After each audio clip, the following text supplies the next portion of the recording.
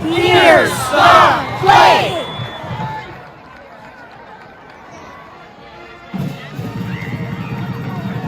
Oh, good. Yeah, he broke right through that. And then you just kind of humble him back there. Well, man, getting a little chippy down there. Hey, watch it. Yeah. Cole managed to catch Simmons like, from behind. I guess Titans are calling a timeout. Pull him back. Coaches are Coaches on the field to get him calmed down. These coaches are just kind of But after the tackle, it was a St. Mary's kid that was in Cole's face. I'm not saying Cole shoving back was right, but I'm saying I don't think he started it. Yeah, he might have gotten a little aggressive on the tackle and pulling him back, but that's for the referees to sort out. That's true. But like I said, I'm not defending the shove back. I'm just saying we're not defending anything that this happened. I think started it. And apparently got a couple of the kids on the sidelines down here thinking there should have been punches thrown. I don't know. Because they're kind of air punching, which is kind of funny because one of the kids isn't even dressed out. Hello, football fans. Ryan here. We have this play that is overflowing with talking points. In fact, there are 8 talking points, one for each day of the week. Now, we're not saying this crew did 8 things wrong, or anything wrong for that matter. In fact, I think they got this play right. But are there things we can learn from this play and discussions we can have that will help us the next time we officiate? Of course there are. There always is, and that's why we're here. Well, that and to take a break from watching cat videos. Okay, let's start with talking point number 1. Was the runner's forward progress stopped? We don't have the best of angles, but it doesn't appear the tackler ever wraps up the ball carrier.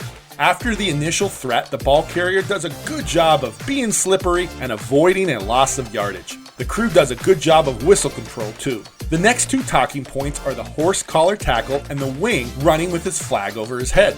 Let's start with the official. And let's be honest, this is kind of funny.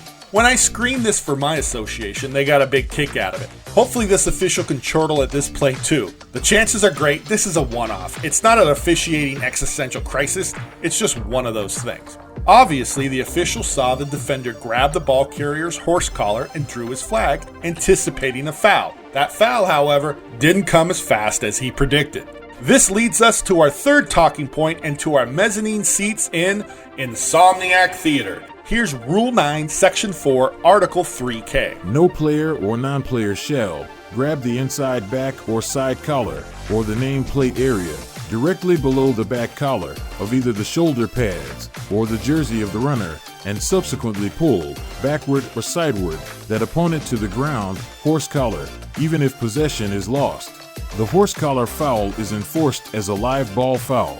This exciting rule gives us several talking subpoints, such as it's not a foul for a player to merely grab another player by the horse collar. So if you see a player grab another player by the horse collar, remember, we don't have a foul, and it's not recommended you pull your flag out and run around holding it over your head. Another talking subpoint, it would have been legal if this player had just stopped the ball carrier's forward progress without taking him down.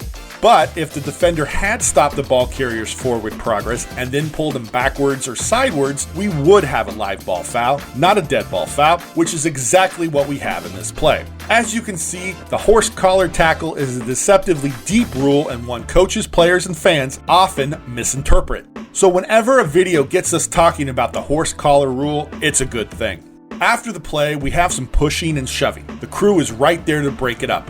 An official, seeing white 22 push blue 44, throws his hat. I'm assuming he threw his hat because he threw his only flag for the horse collar tackle. This is our 4th talking point. Now, I was taught never to throw your hat, unless, of course, you're throwing it into the ring. In our state, we have no mechanic which allows you to throw your hat. Not only that, but I recommend not throwing one's hat and instead carrying 2 flags. Carry 1 flag in your back pocket and use it for dead ball fouls. The extra time it takes to reach into your back pocket gives you extra time to think the foul through. Also, I think it's prudent to carry 2 flags in case one gets stolen. Hey, it happens. Plus, if you throw your hat, someone might step on it and damage it. You don't want that to happen. Those chapeaus aren't cheap. In the ensuing fracas, the white hat appears, at least to me, to aggressively push a few players. This is our 5th talking point. I refrain from touching players whenever possible, even when tempers flare. Now, most of these players are larger than this white hat, and this official may feel like he's being grandfatherly, not aggressive, but you never know how a player will respond to being touched. Also, lawyers exist. After the crew separates the players, the coach of the team on defense comes onto the field, and then more onto the field, and then he hangs out like a brother-in-law out of beer money. How do we feel about this, which is our 6th talking point? I prefer coaches not be on the field, and especially not this far onto the field. I would have liked the headlines to usher the coach back to the sidelines. And look at him standing there. This coach is so ominous. This coach is spooky looking. He's like a coach of the corn. The crew discusses what they saw and how to enforce the fouls. We have a live ball personal foul for a horse collar tackle and a dead ball personal foul for the push. Both fouls on the defense. Here comes our 7th talking point, the white hat's signals. The white hat bounces the HCT call. I know, I'm a penalty signal Gestapo, and yes, I know I'm being petty, but I am as God made me.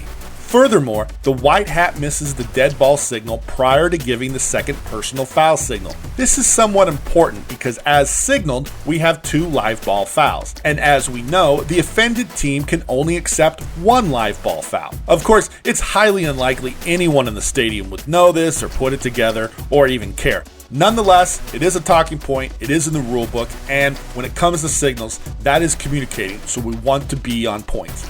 Our 8th and final talking point is, what is this official writing? Perhaps his crew or association or state association requires documentation of personal fouls. Mine does not. Does yours?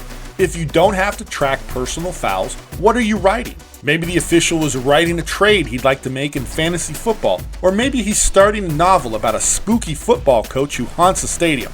The takeaway here is personal fouls aren't cumulative, so unless you're forced to write them down, don't.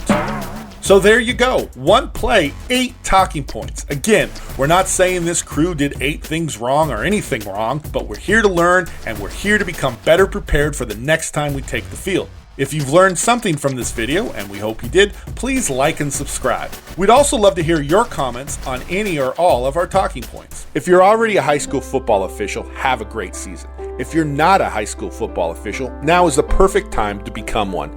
Contact the Evergreen Football Officials Association and we'll help you make it happen. Until next time, we're the EFOA, making good officials better.